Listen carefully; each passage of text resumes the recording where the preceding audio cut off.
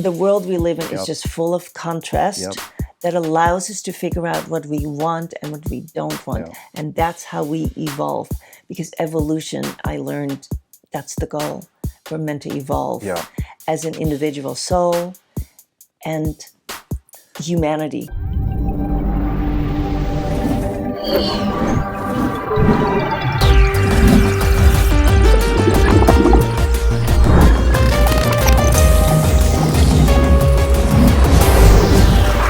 Exploring the human journey. My name is Danielle Kloberdanz. I'm the author of Inner Compass Mom. I was born and raised in Holland or the Netherlands. And when I was 25, I met the guy of my dreams. Long story short, we ended up having 4 children. That is something that I always wanted. And I wanted to be a stay-at-home mom, and all of that had manifested. However, I was not happy. And after years of telling myself, just be grateful, be happy, I realized, you know what, I can no longer deny this. I need to be honest with myself. I am not fulfilled. I'm not happy. I love my children, love my husband, but something is missing. And I knew if I didn't pursue this feeling of something is missing, I would be miserable and bitter and resentful over time. And it would grow bigger and bigger. And I didn't want to be that person. So we went on this path of discovery, basically.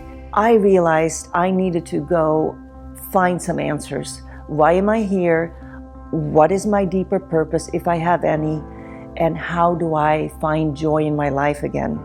I believe in throwing the question out there into the universe, and it's going to come to you. I am convinced. I've had so many experiences. So I got the answer. And the answer came through a profound spiritual awakening that released me from all my mom guilt, from all my should-haves and could-haves that I ever had, showered with the most profound unconditional love that I could have ever imagined. I understood what it means to be whole. And it's not the same as perfection. Perfection is the great illusion. Perfection means you're flawless without mistakes. Being whole means you accept all your mistakes as part of the human experience. You know there are no perfect children and there are no perfect parents, and then you can let go of all that mom guilt, because when I was in that state of higher consciousness, I realized all I need to do is my very best as a mom. It's enough. It's absolutely enough, because we will never be able to fix anybody or anything into perfection, because that's not the goal. The goal is wholeness. And we're all on our own journey. We all have an inner compass. I learned how to tune into mine, and I can help you tune into yours, because I know your inner compass knows the way.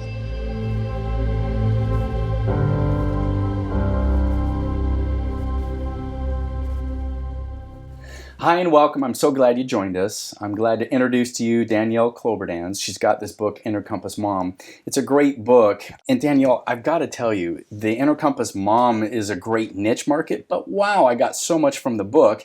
It could have been Inner Compass Dave. It could have been Inner Compass anyone. I know that moms is a passion of yours, and that's part of the journey that you talk about in the book. The niche market of the mom is so important. People are like, I'm busy, I've got a lot of stuff going on. How do I handle kids or a career or the whole thing, relationship? Tell me about the passion you have for moms in general. I think being a mom today is really challenging. I think when you compare being a mom 20 years ago to now, it's very different. I mean, you have 24-hour news cycles, you have the internet, you have smartphones with all these apps and social media. When I just look at the emails that I get from schools, I don't think our parents were getting any of the emails, No. right? You get them from the principal and the teachers and the PTA, and just that portion is a lot to just manage. And then all the activities, the fundraisers and this and that. And I mean, it's good to be involved, obviously, and to know what's going on with your child in school and this and that.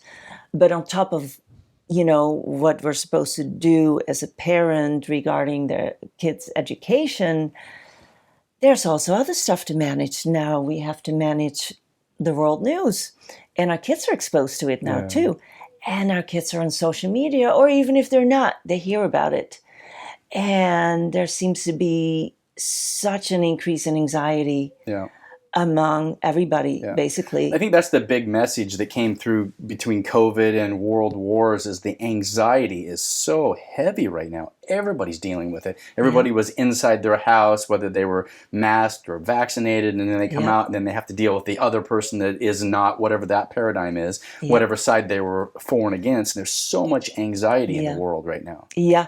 And it's during the pandemic, it's been front and center every day. I mean, it's on our face. The masks are on our faces. So we are constantly reminded, like, there's this fear, there's this big thing out there that we have to be fearful of. And then there's all these other things happening in the world on top of the pandemic. So it all makes sense that the level of anxiety has just gone up big time. And not just for adults, obviously, it's also for kids. And it seems like the age where anxiety sets in and depression is getting younger and younger, and that's kind of scary. And what I have found is that when I can learn as a parent to manage my anxiety and remain hopeful or find the silver lining, stay grounded, stay hopeful, continue to look for things that I want to pursue, it helps my children too, because then you're an example and you radiate that energy of trust and calm. Doesn't mean it's always the case. I'm not, but it does help. And I have learned that when I'm optimistic, when I'm hopeful, it helps you radiate that. And I think that's important. So we only have control over ourselves, you know. That really is the truth. Yeah. So when we focus on what we can control, it helps our anxiety as well, you know, like, because we don't know how this pandemic is going to eventually, you know, either go away or maybe there's another twist and turn in it. I don't know. We don't know about political things happening in the world. We don't know. We have no control. Mm-hmm. And you can drive yourself crazy watching the news. Yeah. Literally, I mean, it's hard. It's a lot. That's one thing you talk about in your book is you said there was a point in time where you're like, that's it. I'm not watching the news. I'm out. Yeah. And then you're like, then you started to get a little disconnected where you're like, okay, well, I got to have the ability to pay attention so I can talk to people and not sound ridiculous when they're like, hey, did you hear about the war in Ukraine? You're like, what, the what? You know, you got it. So there's things you have to know. Yeah. So maybe it's more trying to keep on that, okay, well, what happened, but not taking the deep dive into the fear the and emotions. the dread and the anxiety. Yeah. So I had to find a way for me to still get the news, but not go on that emotional roller coaster when you're watching the news on TV, where you hear people crying and just being so emotional because something really bad happened to them. So I decided I'm just going to get my news online on my phone real quick, just read some of the headlines and read a little more, but not watch the videos because it was just too much for me. And I realized I get so upset because what happened is as I went on my journey, I became more aware of my thoughts and my body and what happened when I'd get upset. So I realized I was really getting, you know, like a knot in my stomach or just like my heartbeat would just go crazy when I'd be watching people on the news. And I realized, whoa, why am I allowing myself to feel this way? I can't do anything about what's going on in the news. So I realized just figure out how to get the information without getting so upset because nobody's benefiting from me getting all worked up about the news. That's the thing. When you get into that cycle of fear and dread, it doesn't help anyone else. Your anxiety level doesn't help someone that you're watching that's around the world having an issue. You have to be responsible for how you interact in the world. Yeah. And that doesn't mean we have to be disconnected. We certainly have to care and have compassion for other people, but your level of anxiety being high doesn't help them. You know, but it has such an impact on the family, though, you know, and people around you. And then I think ultimately it gets you off your inner compass, which is what your book's about. Yeah, that's now what it is. You're not doing the work you're here to do in the world. Yeah. Yeah, because when you really are connected, when you're really centered and grounded, there is no anxiety. There's this calm, this peace, this inner peace. And there is no anxiety. There's clarity, and there's no depression. There's optimism. There's calm.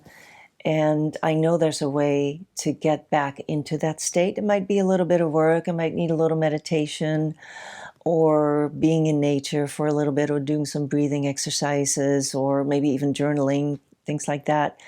But it's always worth it. So whenever I do feel like, gosh, I'm anxious, I'm worried, and I know I've tried everything possible to solve a situation. I mean, we can all be worried about something, and sometimes it means we need to take action. But if you're beyond that, you realize, I'm still anxious. This is not helping me, and there's nothing I can do. So let me see what I can do to get centered again and grounded. And I think when you become more and more aware of that, you get there faster. So you don't let all that emotion take you over, and you have the ability to stay grounded for longer periods of time. And that's very beneficial because then you can really focus on what you want to pursue in life and take all the steps that are necessary to really reach your goals. So, yeah, very important to stay grounded in today's world, especially. And as moms, because it's a lot, the worries about our kids in today's world. And then the future, we're like, where's this headed? Where is our world going? Yeah. It's hard to stay positive when you see a lot of negativity, and it's like, wow, you have 4 kids. You've got a wide range. You've got older kids and younger kids. You want to speak to the age that you've worked through and the lessons that you have learned and are learning as a mom. Yeah, the age range is between 11 and 19. So we still, middle schooler and high school and beyond.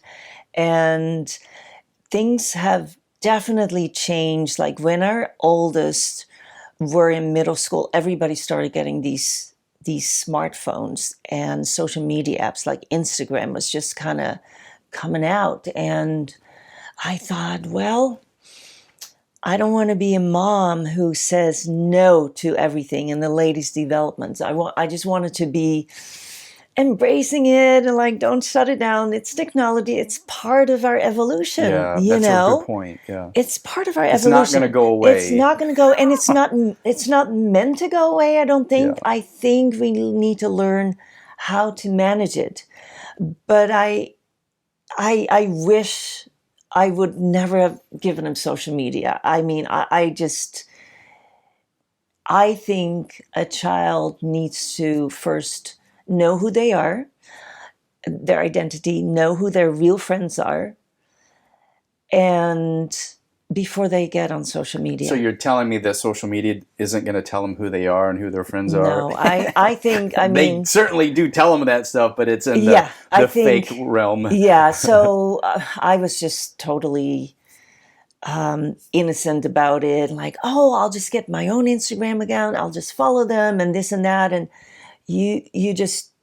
that's just a little picture of what you get to see, but it's so much bigger. And I think a lot of parents don't understand all that comes across their screen and how it affects them. And there's been plenty of studies out nowadays that I think there's a lot more bad that comes from social media than good. Especially when they're younger, and I think kids get social media at a younger and younger age. Yeah. And well, it's hard because these kids are digitally native. They've never known the digital world. They are. Internet's part of this. Like, well, what do you mean before the internet? They don't understand what a rotary dial phone is. They're just aware of being connected all the time. Yep. And I think the positive thing of technology is, hey, we're all connected. We all impact one another. It's hard to get away with things when there's a camera phone on, whether it's a law enforcement person or someone breaking the law, whatever side, it's somebody's capturing events all the time. Yeah. And I have kids that are in their 20s, and they were smartly aware when they were in their teenage years, wait a minute, if I put something online, it's going to go with me. And that was really good foresight that my kids had before they got out of high school. They're like, hey, be careful because we're going to have a life. I don't know how they got that intelligent because I know if that would have been in the 80s when I was a kid, woo, look at me. Yeah. Well, that's a big challenge that parents have because now we have to talk to our children about so many more things. We have to talk to them about internet safety, about social media safety, like who do you follow, who follows you, what do you text. You got to be careful about what you post online, because once you do, it's there forever and people can find it. Yeah. And when they're young, they don't have the brain development yet to make good decisions, especially when every other kid is doing it. Then why should I not do it like everybody is? Why should I, not do it? And the thing is, kids are not ready to take on these big responsibilities when they're 11, 12, 13. They don't. And they don't know when they're even in high school that certain posts can have serious consequence for their career down the road, for college acceptance even. I mean, they just don't know how big the consequences can be. So now as a parent, we have to manage all that. We have to talk to them. We have to kind of watch what's going on. We have to check in with them. There's a whole lot of subset of issues. So part of your work, I love this book. I wrote down so many notes here. So many of us are yearning for meaning. We feel like we have something within us that we want to do. What I thought was so interesting is you're like, I wanted to be a mom. I had 4 great kids, a great husband. I lived in a great neighborhood, and just something in me wasn't fulfilled.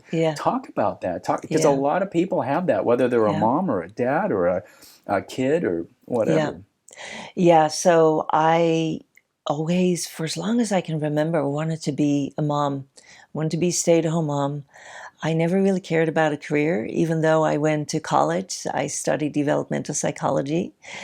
And because what are you going to do after high school? You're going to wait, see, some guy comes along that you want to marry. It doesn't work that way. So I went to college, and I always loved working with children. So I was a babysitter for many, many years as a young teen, and then later on, even into my young adulthood. I just loved being with this family that I was with for many years. They were our neighbors, and they ended up having 5 kids, and I loved it. So developmental psychology seemed very fitting for me to study, and I did thoroughly enjoy it.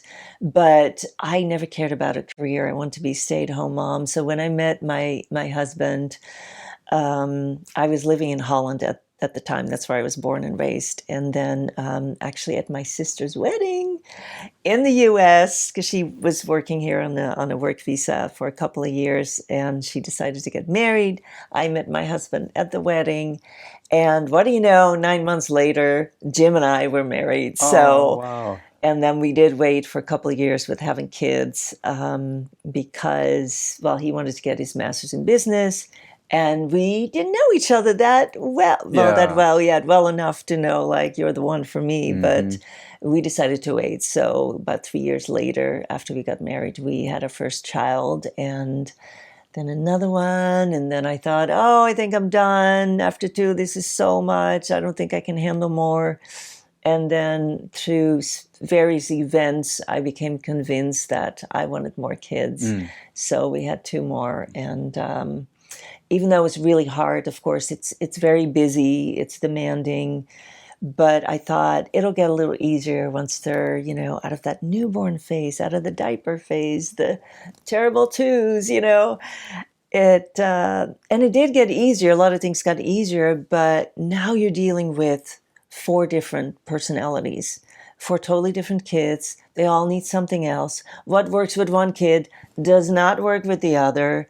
Or what works with one kid, a month later, it's like, what? This is not working. I mean, it's a lot being a mom. And at some point I realized, I kept telling myself, stop complaining. You have a wonderful life. You have 4 healthy kids, a great husband. You live in a beautiful home, great neighborhood, great schools. You have everything anybody could really want, anything I always wanted. And I realized I just wasn't happy, and I need to stop telling myself, just be happy, be grateful, because it wasn't working for me anymore. And I realized I have to make a change, because if I keep going down this path, I'm going to be bitter and resentful. And I don't think I want to go into retirement that way, nor do I think my husband would want to be with me when I'm like that. So I'm like, I Who got were to you figure going to that be out. bitter and resentful at? Was it yourself? Was it him? Was it the kids? Disappointment in myself that I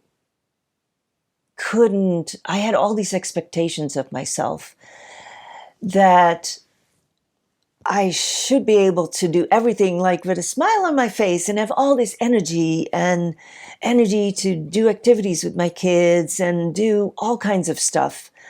And I just often wasn't feeling it. I'm like, I am tired. I don't want to play a game with my kids. Not today. And then again, the next day, like, what's wrong with me? You start to doubt yourself. Like, what's wrong with me? I see all these other moms. They're playing with their kids at the park. Yeah. They're baking cupcakes with them and they're doing all kinds of stuff. And I just started feeling badly about myself, that I wasn't living up to all these high expectations that I had So you of had myself. this comparison that you felt Absolutely. like somebody else was doing it and you weren't. Yeah, absolutely. And so I didn't feel very good about being that mom that I thought I would be, always patient, always calm, not so much. When you're like, Oh, stop. What do you need now? Oh my gosh. Yeah. It's always mommy, mommy, mommy. And it's just draining. And of course, I didn't realize at the time that I just had the wrong perspective and the wrong expectations and the wrong idea about what it means to be a good mother. I had all these definitions that I wasn't even aware of what I thought it meant to be a good mom. And I had to work on that. I had to uncover what was all behind that. Yeah. So. One of the things that I loved in your book is you said, if you want to shift, you have to discover what's holding you back. And usually what's holding you back is fears. So you have to discover what you're afraid of. What are those deep fears? And a lot of times, those core wounds are formed at childhood. Yep. Yeah, we're afraid of failing. We're afraid of being judged.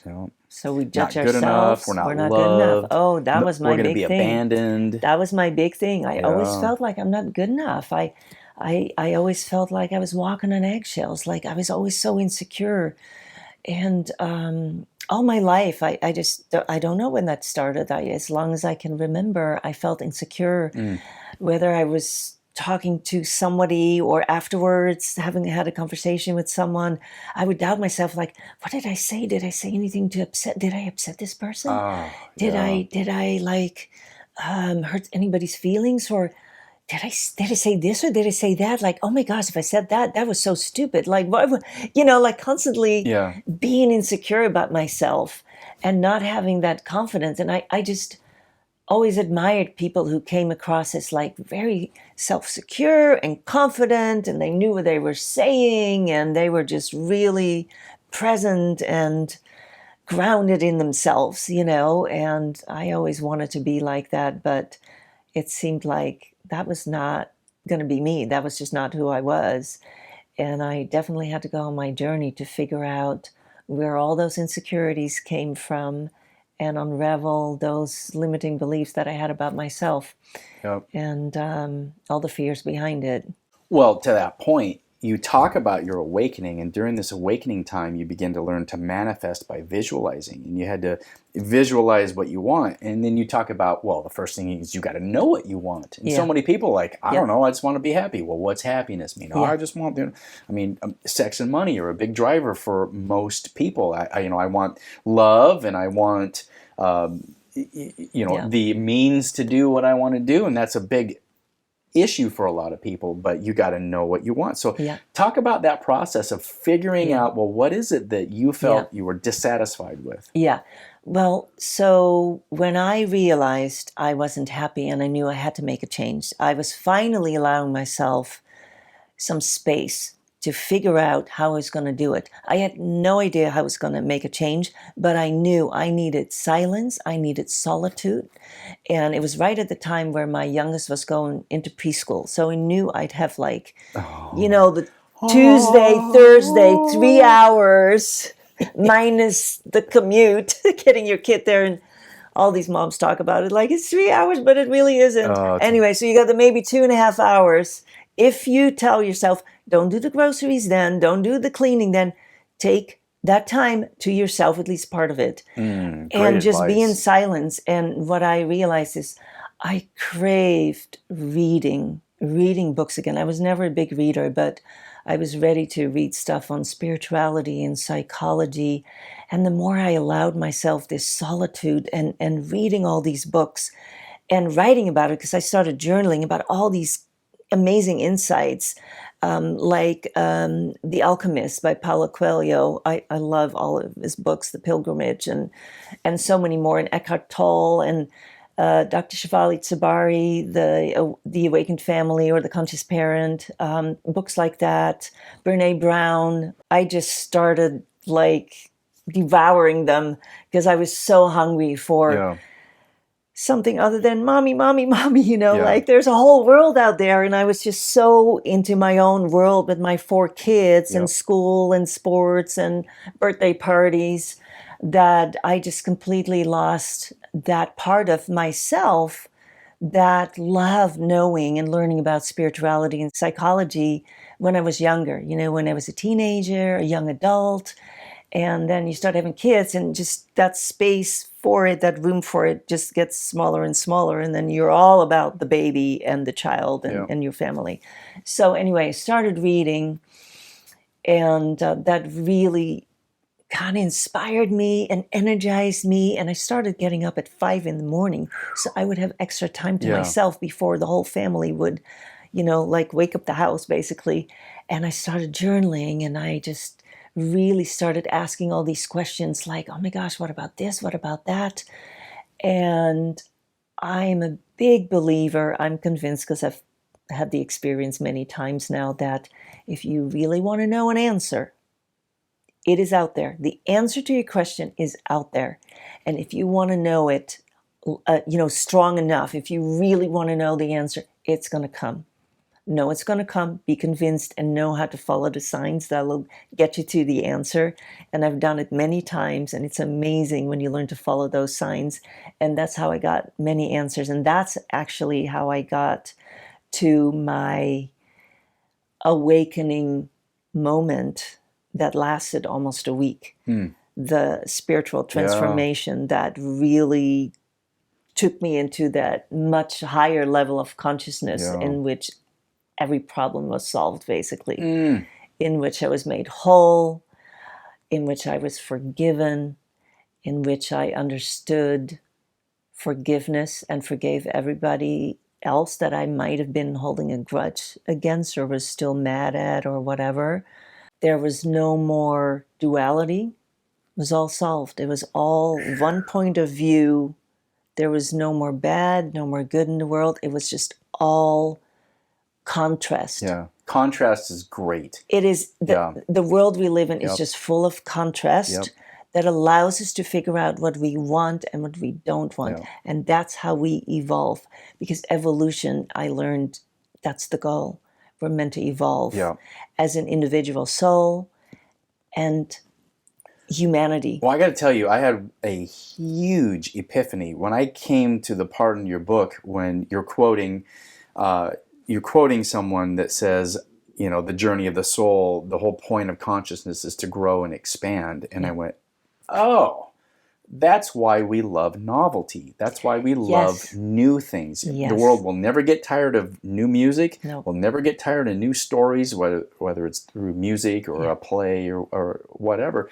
We love the new things because we're growing and we're expanding our awareness. And I think that's what consciousness is doing. What's the meaning of life? To grow and expand and learn something. And as a human being, you get to play guitar, and you're like, oh, I never learned how to do this. Or you get to learn how to plant and grow a garden. Wow, I didn't know I could do that. You get to learn how to be a mom. You get to learn how to write a book. I mean, it's incredible, that growth. Yeah, it is. And we are wired to grow and expand and evolve. And when we repeat things over and over again, like it gets boring when we see the same clip, hear the same song. It's fun for a while, but then it's like, oh, I'm going crazy. And it's true. We're wired. Our brains also are wired to We need new stuff. We need to, or we just go crazy. And that's why we get, quote, bored. Yeah, that's why we get bored. We're stuck in the same Groundhog Day thing after. And that's, boredom is actually really, really good, because out of boredom, if you allow yourself, that's where inspiration comes from. It's out of that stillness, that quietness. If we allow ourselves to be bored versus being distracted by our phones and computers, that's when we can really figure out what is within us, what it is that our soul really wants. Tune into that inner compass, because that's really what you're doing when you allow yourself to be quiet and allow yourself to deal with that maybe initial restlessness that especially in today's world we feel, because our brains are constantly stimulated by TV, the visuals. Like we get, after 2 seconds of seeing something, it doesn't catch our attention, we move on. We move on. It's really fast. Our brains are really overstimulated much of the time in today's world. Oh, I've watched my kids go through Instagram one, not even full second. It's fast. It's not fast enough. Yeah. Wow. Nothing is fast enough. And it's okay. It's part of our evolution. Our brains are changing, forever changing. And technology is part of that. However, I don't think technology was meant for ourselves to get lost in. I see technology as something that we can use to our advantage. And when we learn to tune into our inner compass, to really figure out what our soul, what our soul wants us to pursue in life, then we can use technology to our advantage. And then it's beautiful. Part of your inner compass work is create a why not list. And I was so impacted by that. Why not do that? I want to learn to, whatever that thing is. I want to backpack the Himalayas. Well, put that on your why not list. I want to do something extra. Well, then put that down. Talk about the why not list. It's such a great, powerful tool. That really, really made me expand so much more, because I had already done my expansion of allowing myself the silence and solitude and the reading and really getting excited about all these different topics. I stumbled upon something, and I later just called it my why not list. And it was an exercise. Write down everything that you like, that you love, that inspires you, that you used to love as a kid, that you're curious about. It doesn't matter. Any dreams you used to have, like, oh, when I grow up, I want to do this, and you never did it, write it all down. And it's anything, and it sounds really easy, right? It's easy. Just write it down. What's the big deal?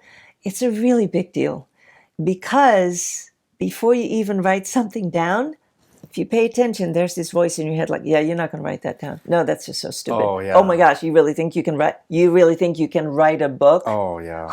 Who do you think you are? English is not even your first language. You have never written a book. Nobody in your family has ever written a book. So why do you think you have that in you? It shuts it down. Your ego, that voice, it wants to shut everything down. Yeah, you call it your inner critic.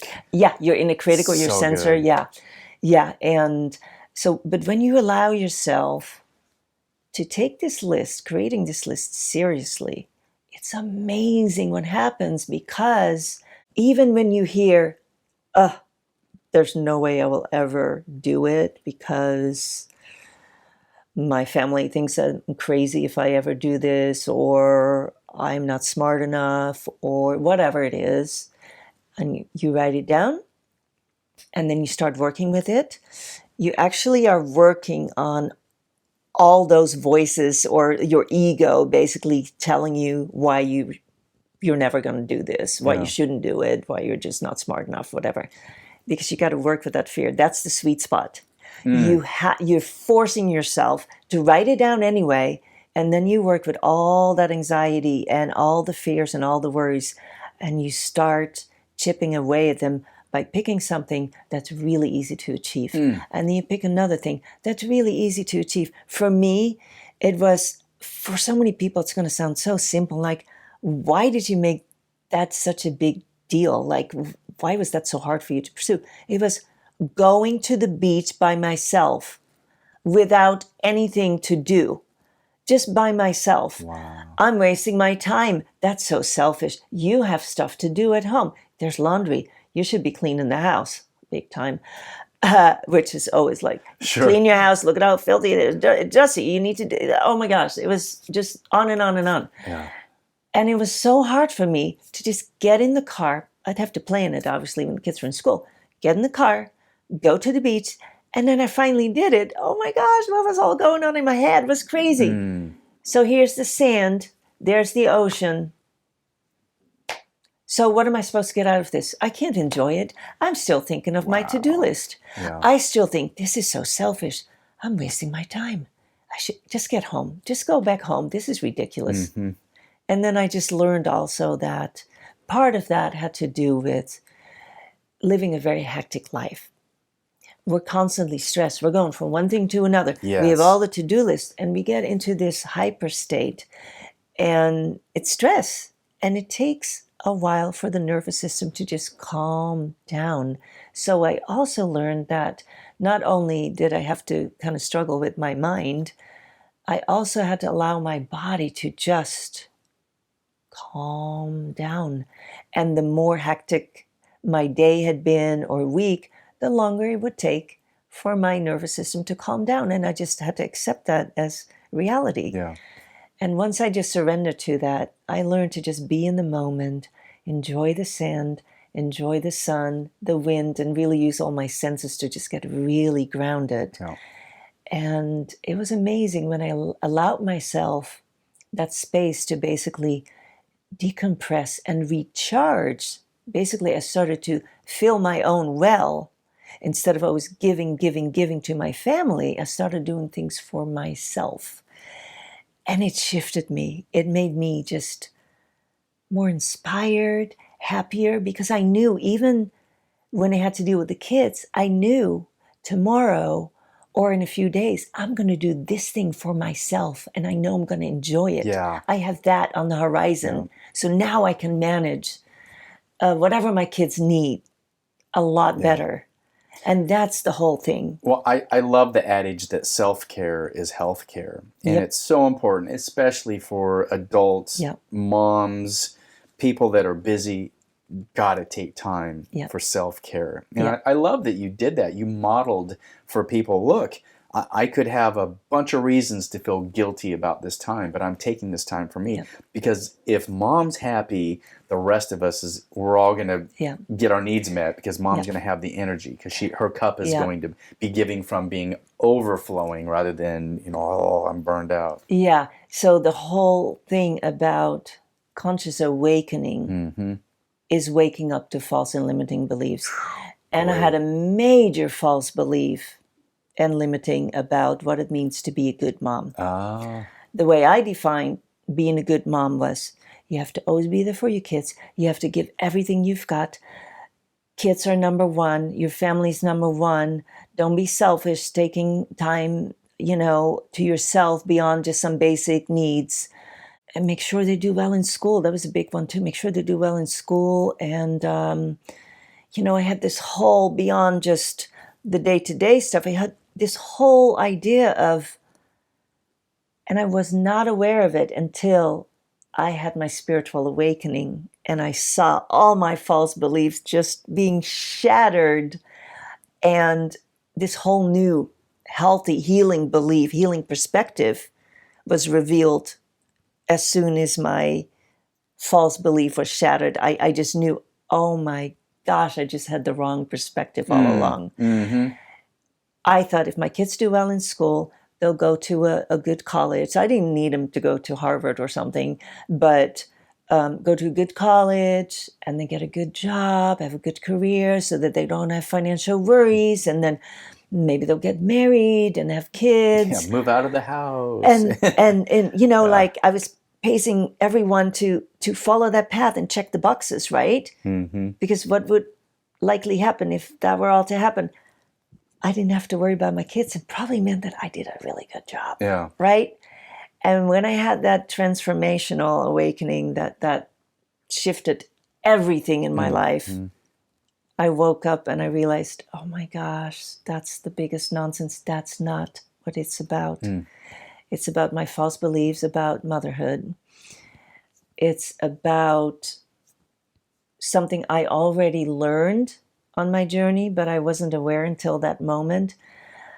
I have my own purpose here. Raising my kids is part of that purpose, but there was also something more for me. And it's about pursuing your soul's desires, pursuing that purpose, and knowing that your children have their own purpose. Your children have their own inner compass that guides them to their purpose if they let themselves go that path, the path of inspiration and curiosity, and on and on. That's a really good point. So many parents have to control their kids. The helicopter mom to watch over, so to make sure the kid doesn't get hurt or makes the correct decision all the time. You forget that your kids have their own soul journey purpose too. Yes. It's so important to remember that. And that's, I think, the hardest thing about parenting. Even when I know they have their own purpose and, you know, their lives might not look like or unfold the way I think is easiest, is valuable, or is would make life easier down the road. You know, go to college, go get that career, have a good job. Life is easier that way, which is probably true for a lot of people. So I know our kids have their own purpose. They will find their path.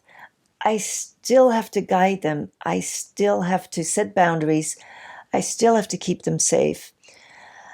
I still have to decide when I say yes and no. But at the same time, I have to remind myself, one of the biggest things I learned, and it was such a great relief once I became one with that knowledge during my awakening, and it was, there's so much more to life that you will never understand. It's so much bigger than what we see in this room, in this moment, yesterday, you know, what we think is coming. Life is so much bigger, and we will never understand it completely. We'll never understand all the hows and whys. That's why all you need to do is your best as a mom. It's enough. I finally realized, oh my gosh, all the internal struggles I've had, the guilt you have as a mom when you go to bed at the end of the day. Why did I yell at my kid? Why did I do this? I should have done that. Should I do this? Maybe I should do that. I mean, the doubt you have as a mom, the doubts and the guilt you feel at the end of many days is really ridiculous. But it's there, and I still have it at times, even though I know it's not needed. But I basically became one with the knowledge that all we need to do is our best. It's enough. We're trying to fix everything. We're trying to fix our kids if something seems not socially acceptable or whatever it is. We're trying to fix everything. That's how we try to control life and our kids and our environment. Well, the reality is we don't know what came before. We don't know. Our kids are born with DNA from their ancestors, from us, from, you know, grandparents and whatnot. Then they get influenced by their environment, the family, teachers, the community, the world. And then I personally believe that we have past lives. And so who knows what kind of energy, you know, each individual brings with them, and that gets all mixed with the DNA, with the environment. And so we're trying to control that, all that. That's almost impossible. So I've learned to basically do your best. It's enough, and let life flow more through you. Like life, during those days, life flowed through me. I just knew I had very little control, and I was perfectly at peace with it. There are reasons that I knew I didn't understand, but I was at peace with it, and it was fine. And I learned to just trust a whole lot more than I did before. One of those biggest things that I'm on this journey in life is learning to trust the universe. And I was given a religious narrative that said if you didn't do it right, you had conscious eternal torment ahead of you. And as I began to let that go, I realized, well, I still don't trust the universe. I still don't trust the flow. I'm not surrendering to it. I'm like, ah. And that's been a journey for me to learn to let go of having to control everything, whether it was controlling my circumstances, controlling my family members, controlling things in my life to protect myself. All that does is it stops the flow. Yep. And there's something joyous just about being able to be in that place of like, okay, I'm a spiritual being having a human experience, and if I just go with the flow and let life happen, not haphazardly, you still plan, you still save for retirement, you still make good choices. But when you're in the space of going, okay, if I just let go of my need to control everything and let it flow, well, that's where my soul journey, my lessons that I came here to learn and experience, that's where the joy is just letting things occur. Yep. And from my experience, the more you can center yourself through meditation, journaling, breathing exercises, whatever it is that works for you. And that's something that everybody has to just figure out for themselves. What works for one might not work for the other. But the more you can center yourself and calm yourself and tap into that inner peace, the more flow you have in your day. It's incredible. When I do that, everything starts to line up and resolve on its own sometimes. Whereas when I don't, everything is a fight. I hit the red lights on the road. I can't find this, or I'm there's no flow in it, and everything is so much extra work. But if I, tune in, it's like everything flows. And the same really goes for, you were talking earlier about visualization and manifestation. And what happens is when you really practice visualization, which means you know what you want, you clearly know what you want, you've defined it, and then you are allowing yourself to feel so excited when you have it, as though you already have it. You're feeling the excitement, the joy, like, oh my gosh, this is so awesome, and you feel the gratitude for it, and you practice that, and you firmly believe you have the right to receive that. And then it happens, and it happens more and more quickly. It's when you start working with that, it's amazing what you can do with it. And then it starts to flow more. When you let it go, you don't try to manipulate it so much by pushing and pulling. It just comes to you. I've had many things just come to me. And where others might have struggled, I'm not saying I'm better than anybody else, but it's like I have learned to trust just with my book. Publishing my book, like, how am I going to find a publisher? How am I going to do this or that about, there's a lot that comes to getting a book to actually publish. And it all came on my path. Everybody came on my path at some point, and it all just unfolded. And there's the book. Yeah. You were able stay to after it.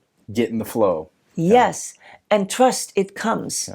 To you. And this was something that was within you. It was like, I want to do this. It wasn't like, I don't want to do this. It was like, you felt it come up, and you followed your heart's desire. I felt it come up many times, and then my ego shut it down many times. And that's part of the whole process. You start doubting yourself, which I think is really good.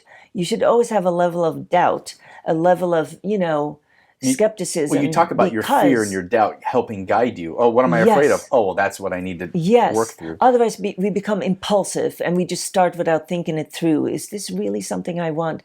So when I had this idea of how much fun it would be to write a book about all these spiritual topics from all these different authors and kind of combine it, so I'd write about different topics and then get all these authors, input, and then reflect on my own experiences and then turn that into a book.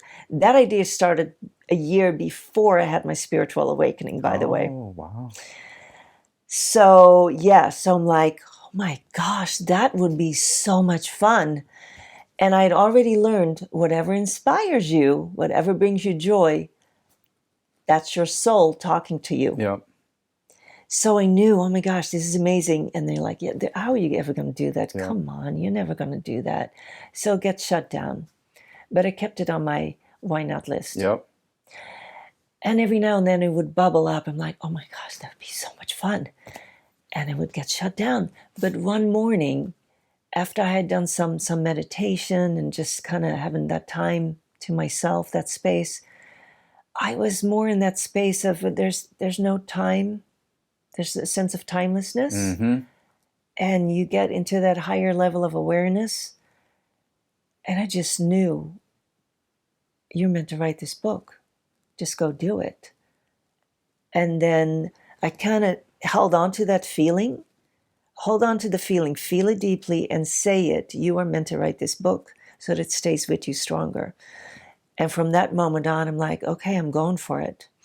And what I tell people too when I help them create when I help my clients create their why not list, keep it to yourself. You can share with me, but be careful who you share your dreams with, because people can shut it down. People can be like that voice in your head, like, who do you think you are? There's a lot of dream crushers out there. Yes, there's a lot, because they can't handle if you were to succeed, It's because that then now crab. they have to, look in the mirror. The crab is pulling them back in the bucket. Yes. They try to climb yes. out. Yep. So not until you've had some successes, and I didn't start sharing the idea that I was writing a book until I was really solid in my conviction that I'm going to write this book no matter what anybody's going to say. So that's kind of how you have to protect your dream. You only tell it to somebody who will always have your back. Yeah. They believe in you, and they're going to support you no matter what. But I kept it to myself for quite a while. I just started having fun with writing about various topics that I'm fascinated with, and just going for it, and then not worry about how it would fit in, and It's so good. just starting. You talk about tuning into your intuition, and Yeah. you have a lot of great perspective on journaling, meditation. I even like the little breathing thing you do, the block breathing, where you breathe in for 4 counts, hold it for 4 counts, breathe out for 4 counts, hold it for 4 counts. Now, that's so good. It's just a nice clearing, and you do that, and you say repeat it until you're done, and Yeah. it brings that anxiety down, Yeah. and then really allows you to get in touch with that intuition, that inner compass. Yep. And I really liked how you've given presence to the journaling and the meditation for that. Maybe speak to that a little bit. Yeah, and it's all about calming down the brain, the nervous system, and breathing exercises. You can do it anywhere, really, and that's why that's a great one to do. And another great way to become really present in the now is to really become aware of your senses, like, how does the chair feel under your hands? If you're holding a cup, does it feel hot or cold? Is it smooth? When you really get into your senses, what am I sensing? What happens is you stop thinking about the thought that makes you anxious. And the longer you can do that, the more you will calm down, the more you will get away from the intense emotions that thought is bringing you. Mm-hmm. And there's lots of different ways you can do that. That's a beautiful presence practice. Yeah. Even just being aware of I like how you did the cup you're holding, the space where you're sitting. I really like that. That's something that so many times we don't think about, and you just talk about that present moment. Yeah. So even when you're maybe in a room with people and you're feeling kind of anxious, you can just kind of focus on your chair, the way your feet are on the ground, or anything, and kind of get back more into your body, out of your head, more into your body. Wow, that's great. And it can help calm down your nervous system. Mm-hmm. So that's one way, because when I went through this spiritual awakening, what I realized, it was so profound. I realized we only have now. We really do. I didn't care about the past. The past were just stories that got me to where I was in that moment. Yep. And the future hadn't come. The future, when you really think about it, and I'd never really thought about it, when you really think about it, the future, it's just ideas about what we think is going to happen. Yeah. Oh, that's so good. It's in our head. The future's Yeah. in our head, but we don't know if it's actually going to happen or not. Yeah. We just think we know what's going to happen. That's how we control our fears. Like, well, I think this is what's going to happen. Inevitably, it's some Unless negative there's thing. anxiety, you know, like, oh my gosh, what if this happens? Most of the time, it doesn't happen, actually. Yeah. But what I realized, because I was so fully awake, wide awake, way more than I had ever been, and I realized there really only is now. The past it's gone. There actually is no past. It's just memories in our head, and the future never arrives. Yeah. The future actually never comes. Yeah. We can only experience anything. We can experience sadness, happiness, joy, calmness only in the present moment. And when you start realizing that intensely, you know that only now you can calm yourself down. See, our mind tends to take us someplace else that is not present in our body. It tends to go to the past or to the future. You know, our mind, like, oh, what did I do yesterday? That was such a stupid thing. Why did I do that? Or, oh my gosh, I wonder if this is going to happen next week, blah, blah, blah.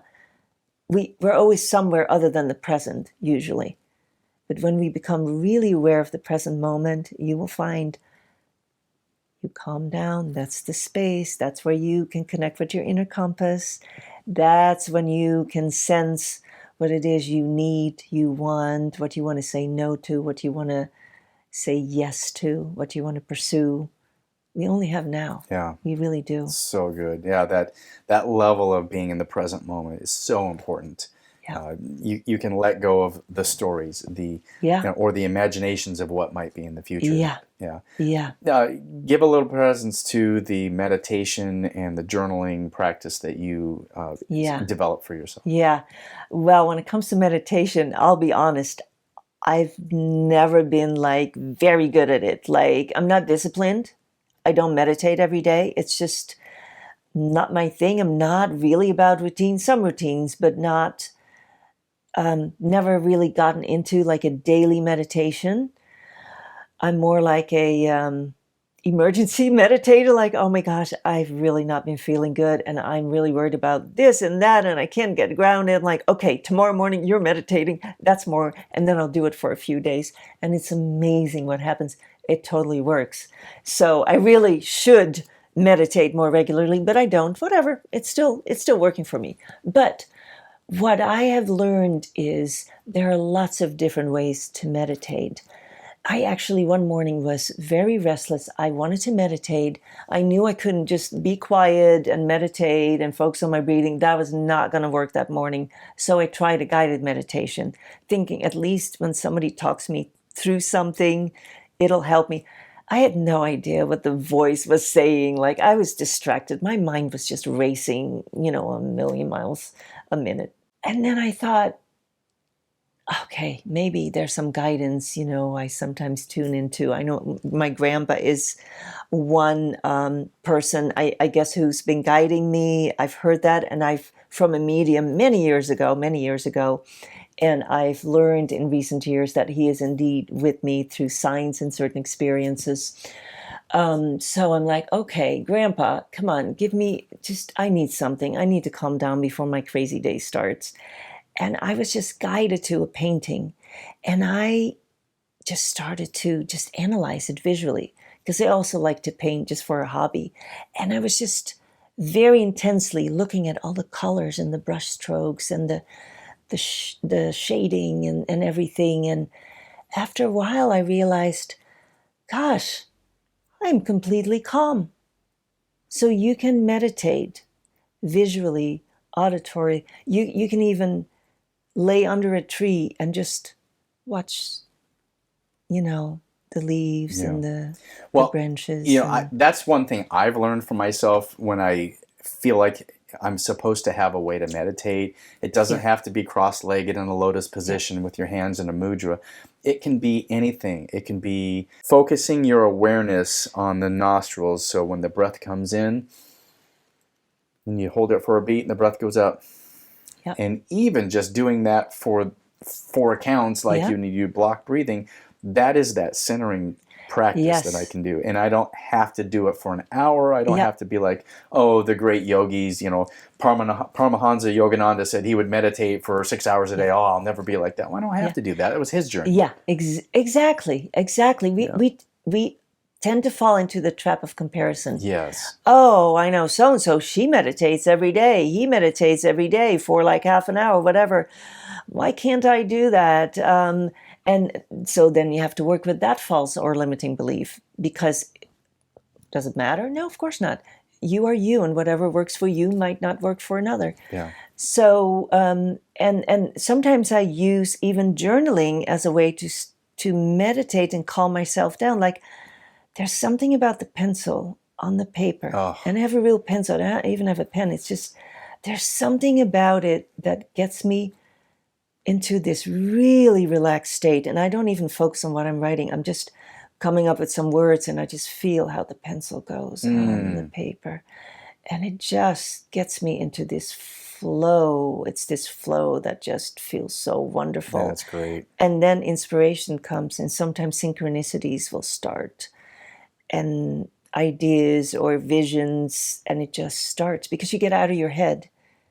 It's the thinking. We got to stop all that thinking and slow that down. And then you tap into a very different awareness. Yeah. And that's the whole thing. When I was in that higher state of consciousness, there was still thinking, but it was more awareness. I was just witnessing.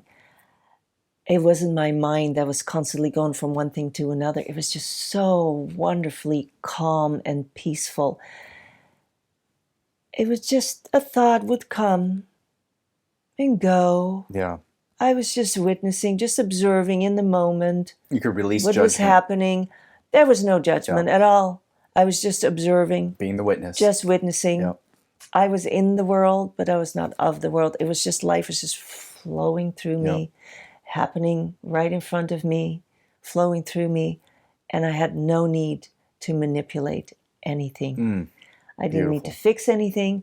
I didn't need to change anything. I could still get excited about certain ideas, like, oh, it would be fun to do this or that. But I had no attachment. Whether it would happen or not didn't matter at all. It was just an idea that I could or could not pursue. That was it. There was no judgment. There was no attachment. Nothing. It was just flowing, letting go. That's an idea. Great. On to the next. It was just flow. Everything was flow. Nothing was blocked. You had this beautiful space in this time. You entered into this state of being that felt very blissful. Yeah. And then after 5 days, it started to fade away. And then you talk about how you're like, hey, I want that back. Yes. Talk about that process. That was so hard because I'd come home. I had come home. I was made whole. Wow. And later I understood what it meant to be whole. First, I didn't understand it until I started doing some research about what it meant to be whole. I basically had lost duality. I wasn't judging anything about myself. That's why I felt whole. I wasn't judging any qualities about myself. So there was no more inner conflict. There was no inner conflict about anything anymore. Didn't judge anything I did in the past that I maybe felt bad about in the past. There was none of it. There was non-judgment, non-duality. I was connected to the most profound, unconditional love I could have ever imagined. And at the same time, I was that love. I knew I was made of that love. We're all made of this unconditional love. It's what we came from.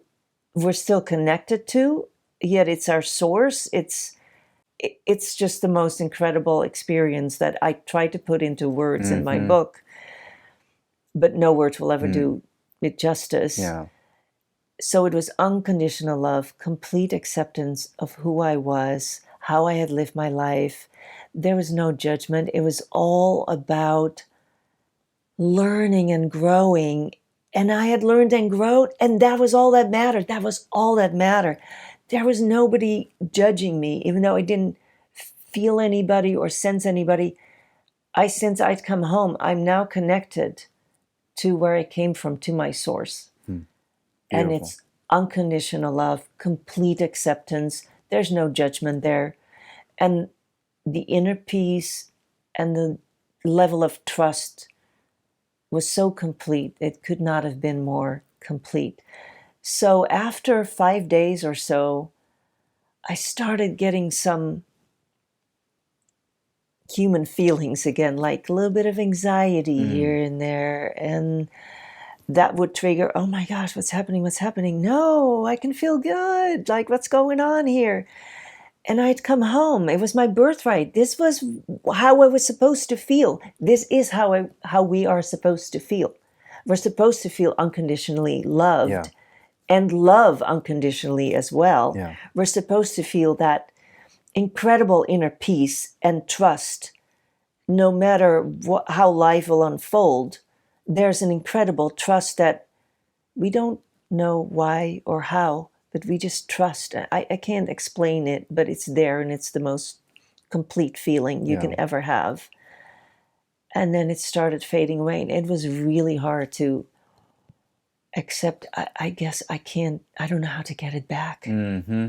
How do I get it back? That is my question, and I really want to get that back. I really do believe when my body is done breeding, and it's like done living, I will be united with that. Yeah. That is what I'm convinced of. I've done so much research on what happens after we die, the near-death experience, and then I've had the hypnotherapy. I've actually been in a place where I'm a facilitator now. You know, I've got the training, and people talk about that blissful state when they exit the body. And they're like, oh, I get it. So everything you're describing is the same thing in the life between lives that's talked about. And you had the gift of feeling it and experiencing it here. Yeah. And it could be that gift is so that you can share it with others. Hey, there is something better, you know, the anxiety, the fear, the worry, the hate between people that is so prevalent in today's world. Yeah. It's not our normal state.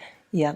There is a different way to go through life and to feel different as we go through life. Yes, it's a journey. There's a lot of unraveling of all these beliefs and making a why not list and chipping away at it. Well, maybe some people can meditate themselves to enlightenment. That's not how it happened to me. People will have to read the book to figure out how I got into that state through inquiry and what all happened. I described that in the book. But I believe integration is a key to healing. We have to actually do things in the world, and that helps us. You know, we're a human being. We are not just individuals. We're connected, and I believe we have to integrate within our families, within our community, and beyond, and integrate what you learn into your daily life. So yes, I integrate spiritual practices. I integrate meditation, journaling, whatever I think I need. Even I use guidance cards to help me get clarity. If I'm not seeing a perspective, if I'm feeling stuck, it helps me get a fresh perspective that allows me to move on. You have to integrate it. And just like I knew I wanted to write this book and felt convinced that this is part of my purpose, you still have to integrate it. And when I had that spiritual awakening, I was so shocked. Well, actually, I was so shocked that I didn't realize this was the way that we're supposed to go through life. This is normal. But I had never experienced it. And when I realized, how will I find the words to describe what happened to me? Oh my gosh, I could never talk about this. People can think I'm crazy. there's no way I'm going to write about this. There's no way. I will never write about it. I'll Yeah. just keep going with the original idea that I have about this book and integrating all of other people's insights and wisdom, and then, Yeah. doing my take on it. Don't be vulnerable. Oh, no, Let no, other no, no, no. people- You are never. People are going to think you're crazy. There's no way you'll ever write about that. So Yeah. just tuck it away and just, and then, of course, as I got more courage and started sharing it with more and more people, I realized, oh my gosh, of course, you fool, you were meant to write about it. Yeah. That's the whole reason why you already started writing it, so that I could journal about, because I did. I journaled about everything that happened to me during those days of awakening. Because and I think maybe I started writing my book because maybe then I was in the habit of already writing everything down because Yeah. I was so accustomed to it. But you have to integrate it, and you have to be who you are more and more in more and more scenarios. Yeah. It starts in a small circle and then it expands. Because when you want to become whole, and that is really the purpose of life, is to become whole, to realize that we are a spirit having a human experience. When you become whole, you have to integrate every aspect of who you are. You have to be who you are in every situation in life. And basically, you're eliminating over time inner conflict. And then you get comfortable with who you are. You become more and more authentic, which also means you can have authentic connections. And then that opens up just another level of depth with people. And then you realize it is in giving that we receive, because I think there's nothing more beautiful than having a real authentic connection with someone. When you have a real conversation and you share from the heart, and it's all there, and it's just beautiful and energizing and validating and being fully human. Beautiful. Yeah. It's a great book. I've received a lot from it. Thanks for writing this for me. You're welcome. Thanks for reading it.